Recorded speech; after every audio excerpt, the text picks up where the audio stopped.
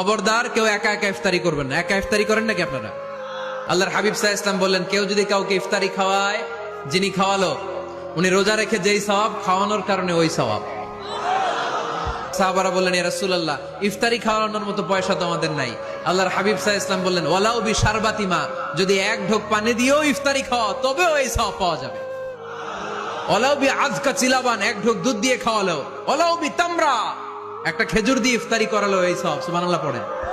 বাসায় একসাথে খাবার খান, আলাদা আলাদা না। কিভাবে? একসাথে। যদি একান্নবর্তী ফ্যামিলি হয়, ভাই বোন চাচা মামা একসাথে, তাহলে ছেলে মেয়েরা একসাথে বসবেন না। ছেলেরা সবাই একসাথে, তাদের খাওয়া শেষ, এরপরে মেয়েরা সবাই একসাথে। আর যদি নিজের ফ্যামিলি, স্বামী স্ত্রী ছেলে মেয়ে, তাহলে সবাই মিলে একসাথে খাবেন। খাবেন কোন হাতে? বাম হাতে নাকি? আওয়াজ করে কোন হাতে?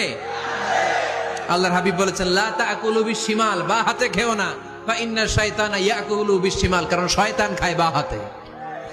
আমরা খাই কোন হাতে? ডান হাতে। খাওয়ার শুরুতে কি পড়বো? খাওয়ার পরে কি পড়বো? মনে থাকবে? বাচ্চারা উল্টা কাজ করতে পছন্দ করে বেশি। দেখবেন বাচ্চারা ডাইন পায়ের জুতা পরে বাম পায়ে, বাম পায়েরটা পরে। আমার মেয়ে সব সময় এটা করবে। আমি জুতা পরাই দিলে ঠিক, নিজে পড়লে বাম পায়েরটা দেয় ডান পায়ে, ডান পায়েরটা দেয় বাম পায়ে, আর গ্লাস ধরবে বা হাতে, যতক্ষণ আমি না ঠিক করে দিব।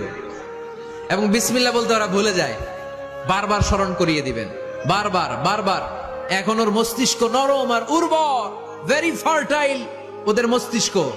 যেইটাই ঢুকাবেন, এখন সফটওয়্যার হিসেবে যেটা ইনস্টল করবেন ওটা আজীবন থাকবে। চিল্লায় বলেন ঠিক কিনা?